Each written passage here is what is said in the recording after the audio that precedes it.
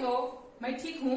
आशा करती हूँ आप लोग भी अपने घर में स्वस्थ एवं सुरक्षित होंगे। अभी हम लोग कोरोना काल के भारी संकट से गुजर रहे हैं और इस पे निजात पाने के लिए सभी प्रयासरत हैं। पिछली कक्षा में मैंने आपको एक कविता पढ़ाई थी जिसका नाम था कोयल। उम्मीद है सभी आप लोग याद करके रखे होंगे और शब्दार्थ भी लिखाए थे, शब्दार्थ भी याद होगा। तो मैं आज अभी आपको इस प्रश्न उत्तर पर ले चलती हूँ और इसका उत्तर मैं आपको बता रही हूँ। आप लोग जरूर इसको बनाएंगे, अपने अभ्यास पुस्तिका में बनाएंगे। तो आइए हम प्रश्न की ओर चलते हैं। कौन नंबर में है? निम्नलिखित प्रश्नों के संक्षिप्त उत्तर दीजिए। क्या है? निम्नलिखित प्रश्नों के संक्षिप्त उत्तर दीजिए। पहला क्वेश्चन क्या है?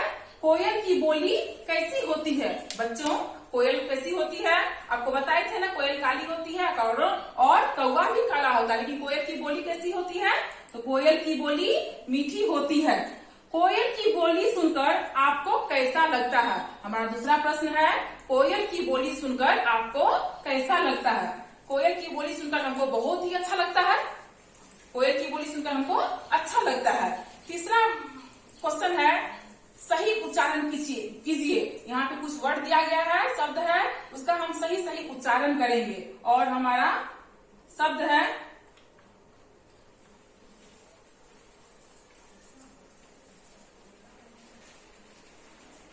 तो इस शब्द का उच्चारण हमको सही करना है। अगर बिना उच्चारण का हम सही से उच्चारण नहीं कर सकते तो उच्चारण कीजिए मेरे साथ। पहला है मिश्री। क्या है? मिश्री। मिश्री का उच्चारण म हर्षिकार सौ र दीर्घिकार। म हर्षिकार सौ र दीर्घिकार। इसमें कौन सा सौ है बीच में? बताइए बच्चों, कौन सा सौ है? आप लोग पढ़े होंगे वर्णमाला में। ये कौन सा सौ है? ये दंत सौ है। ये कौन सा सौ है? दंत सौ है। अब दूसरा है संदेशा। क्या है? संदेशा।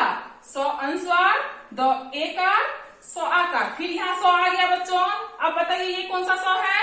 इसको बहुत अच्छे से आप लोग जानते होंगे, पिछली कक्षा में पढ़े भी होंगे। और ये आपको दंत तालब सौ है। ये तालब सौ है। अब है तीसरा मिठास। क्या है? मिठास।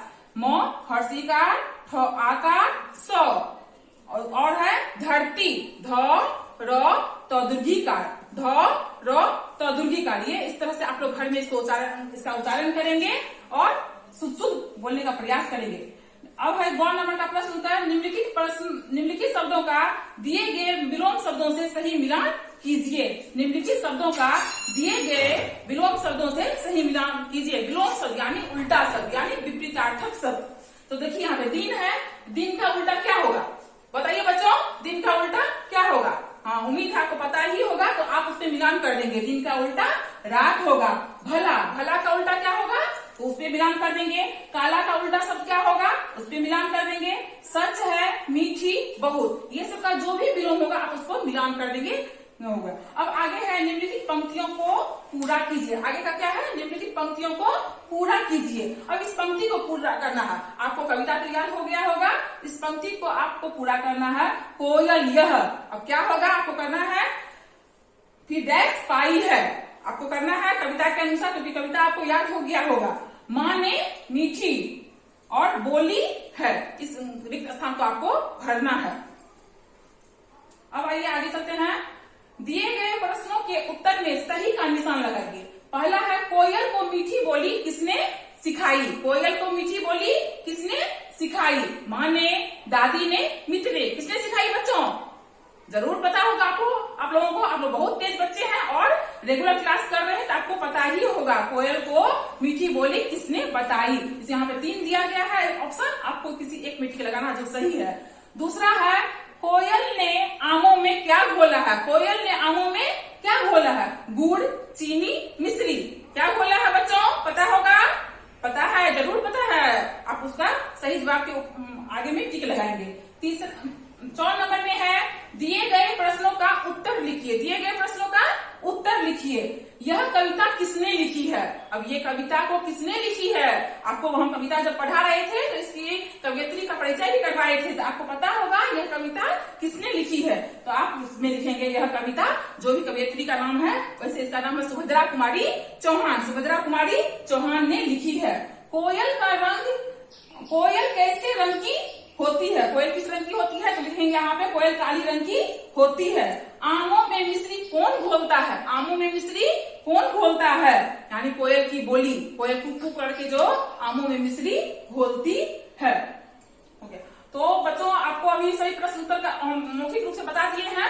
उम्मीद है सबके पास आपके पास किताब होगी और आप लोग किताब की मदद लेकर इसका अभ्यास करेंगे घर पे और प्रश्न उत्तर बनाएंगे। अब हम लेसन पाठ 2 की ओर चलते हैं और वो एक कहानी है, एक सिक्के की कहानी। एक सिक्के की कहानी पाठ 2 पढ़ेंगे। बच्चों आज हम पढ़ेंगे पाठ 2। क्या पढ़ेंगे? पाठ 2, जिसका शीर्षक का नाम है एक सिक्के की कहानी। सिक्का आप लोग देखे हैं ना, सबके घर में सिक्का होगा। सिक्का कैसा होता है? गोल गोल। कैसा होता है? गोल गोल। 1 रुपीज का, 2 रुपीज का, 5 रुपीज का, 10 रुपीज का, सबका सिक्का चलता है। सिक्का आप लोग देखे होंगे। सिक्का कैसा होता है? गोल गोल। उसी की कहानी को हम जानेंगे, आखिर सिक्का है क्या, तो कहानी के माध्यम से जानेंगे। देखिए, एक सिक्का अपने साथियों के साथ डिब्बे में पड़ा रहता था। एक सिक्का अपने साथियों, अपने मित्र के साथ डिब्बे में पड़ा रहता था। कौन सा डिब्बा? जिसको हम लोग गुल्लक कहते हैं। आप लोग गुल्लक में रखते हैं पैसा, रखते हैं ना, वही गुल्लक, जिसको चुटकी गुल्लक कहते हैं, वही गुल्लक है, वही डब्बा है जिसमें बहुत दिनों से पड़ा था अपने साथियों के साथ।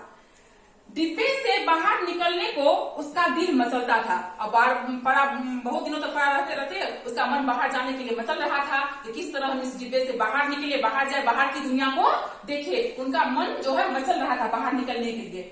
डिब्बे में आने से पहले वह एक हाथ से दूसरे हाथ में आता जाता रहता था। डिब्बे में आने से पहले वो एक हाथ से दूसरे हाथ में जाता रहता था। यानी कोई ये लेता था, कभी उसका भाई लेता था, कभी बहन लेता था, यानी एक दूसरे के हाथ में आता जाता रहता था। फिर लास्ट में क्या हुआ? सब उसको डिब्बे में डाल दिया। एक जगह पड़े रहने की उसे आदत ही नहीं थी और इस कारण से उसको एक जगह पड़े रहने की आदत नहीं थी, क्योंकि डिब्बा में जाने से पहले वो सबके हाथ में आता था। कभी मेरे हाथ में, कभी आपके हाथ में, कभी उसके हाथ में, कभी उसके हाथ में, और फिर क्या किया सबने? उसको डब्बा में डाल दिया। तो वो एक जगह जमा हो गया। एक जगह तो रहने की आदत नहीं थी सिक्का की। आखिर एक दिन डिब्बा खुला। अब आया आखिर वो दिन जब डिब्बा खुल गया, यानी गुल्लक भर गया तो डिब्बा खुलेगा ही। हम लोग फोड़ते हैं ना, गुल्लक फोड़ते हैं, फिर उसमें जो जरूरी का काम होता है या बच्चे लोग अपना गुल्लक में जमा करते हैं पैसा और फिर अपना कुछ जरूरी का सामान उससे खरीदते हैं, परचेज करते हैं। तो गुल्लक में पैसा रखना भी चाहिए। आपके पास अभी अगर 1-2 रुपये का सिक्का होगा हो तो दिवस का इधर उधर करने से अच्छा है गुल्लक में जमा कर दो। वो एक दिन भारी होकर, अधिक होकर किसी काम में आती है, आप ही के काम में आएगी। आप ही से खिलौना खरीदेंगे या जरूरत की सामान खरीदेंगे। इसलिए बच्चों गुल्लक में पैसा रखना चाहिए। अगर आपके पास भी अवेलेबल हो, आप अपने पेरेंट्स से मतलब खर्च के लिए लेते हैं तो पॉकेट मनी लेते हैं, तो आप उसको गुल्लक में भी रख सकते हैं, जो इकट्ठा होकर आपके पेरेंट्स का भी काम आ सकता है। एक दिन डिब्बा खुला। एक आदमी उसे जेब में डालकर विदेश यात्रा को निकल पड़ा। एक आदमी उसको जेब में डालकर कहाँ निकल गया? विदेश यात्रा। यानी एक आदमी उसको अपने जेब में रखा और विदेश यात्रा करने लगा, जाने लगा। सिक्का बहुत खुश था। सिक्का बहुत खुश हो गया। अरे आज तो हम निकले हैं और घूमने भी जाएंगे, बाहर भी जाएंगे, विदेश यात्रा करेंगे। सिक्का का मन एकदम पूरा प्रसन्न था, पूरा प्रफुल्लित था, बहुत खुश था। इटली गया तो उसे लीरा का साथ मिला। इटली गया तो उसे लीरा, लीरा समझ रहे हो बच्चों? लीरा वहां का कॉइन, सिक्का का नाम, जिसे हम लोग रुपया टका कहते हैं ना, तो वहां का सिक्का का नाम है लीरा। क्या नाम है? लीरा। उसका किसके साथ हुआ? मिला, वो लीरा के साथ मिला। फ्रांस में फ्रैंक से, फ्रांस में किससे मिला वो? जब वो फ्रांस गया तो फ्रैंक से, यानी फ्रांस के सिक्के को हम लोग फ्रैंक कहते हैं। क्या कहते हैं? फ्रैंक कहते हैं। यहाँ पे समझना है बच्चों, फ्रांस के सिक्के का नाम क्या है? फ्रैंक। इटली के सिक्के का नाम क्या है? लीरा। तो फ्रांस के सिक्के के साथ उससे मिले तो जर्मनी में मार्क्स से और उसकी मित्रता हुई। और जर्मनी में किससे मित्रता हुई? मार्क्स, यानी जर्मनी के सिक्के को हम लोग मार्क कहते हैं। क्या कहते हैं? मार्क। मार्क्स से उसकी मित्रता हुई। किसकी मित्रता हुई? सिक्के की, जो इंडियन सिक्के थी, वो इटली घुमा, जर्मनी घुमा, फ्रांस घुमा और तरह तरह के सिक्के से मिला और उनका दोस्त बन गया। इंग्लैंड में पौंड और अमेरिका में डॉलर के साथ रहा। वो इंग्लैंड में पौंड और अमेरिका में डॉलर के साथ रहा। वही सिक्का इंग्लैंड में गया तो उसका नाम क्या हो गया? इंग्लैंड के सिक्का का नाम पौंड और अमेरिका के सिक्के का नाम क्या हो गया? डॉलर। तो इससे हमको यह जानकारी मिलती है सिक्का का भी नाम होता है। जैसे इंडिया हम लोग रुपया टका कहते हैं, कॉइन्स कहते हैं, सिक्का कहते हैं। तो वो जाके इटली में क्या बन गया? लीरा। इटली में क्या बन गया? लीरा। जर्मनी में क्या बन गया? मार्क। इंग्लैंड में क्या हो गया? पौंड और अमेरिका में डॉलर। ये सभी देश का नाम है और देश का जो सिक्का चलता है, देश में जो सिक्का चलता है उसका नाम है। इससे हमें यही शिक्षा मिली है। आज के दिन हम इतना ही बताएंगे और आगे की क्लास में हम इसको पूरा कहानी को बताएंगे। और अभी हम आपको शब्दार्थ बताएंगे। इसका शब्दार्थ क्या है दिखाएंगे। आप शब्दार्थ अपना नोटबुक खोलिए और शब्दार्थ लिखने के लिए तैयार हो जाइए। बच्चों उम्मीद है आप लोग नोटबुक खोल के बैठ गए होंगे और शब्दार्थ अच्छे राइटिंग में लिखिएगा, क्योंकि अच्छी लिखावट ही अच्छे भाषा की पहचान है। आप शुद्ध लिखिए और अच्छे से लिखिए। तो चलिए फटाफट अपना नोटबुक खोलिए। अभी मैं शब्दार्थ लिखाऊंगी और आप लोग अभ्यास पुस्तिका निकाल लिए होंगे, नोटबुक निकाल लिए होंगे, तो लिखिए मेरे साथ। पहला है साथी। पहला क्या है? साथी, यानी साथ रहने वाला। पहला क्या है?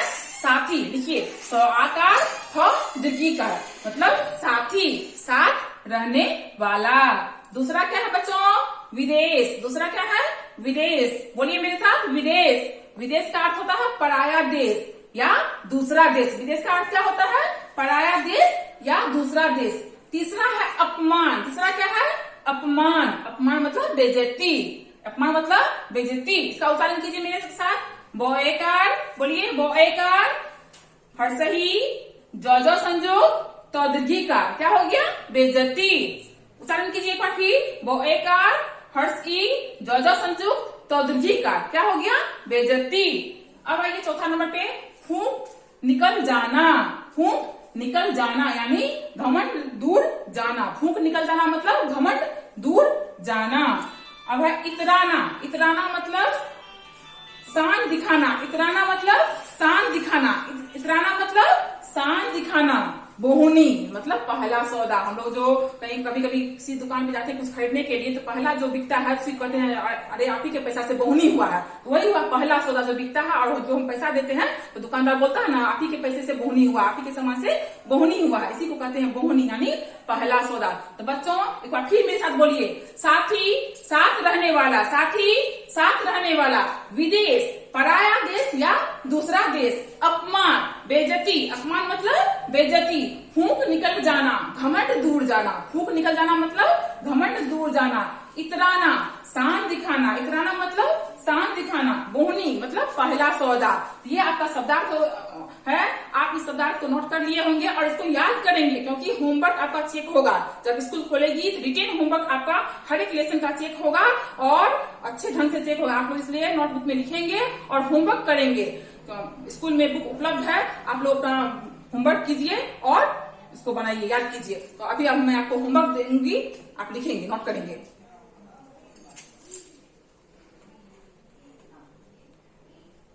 बच्चों आप अपना होमवर्क नोट कीजिए। होमवर्क आपका ये रहा।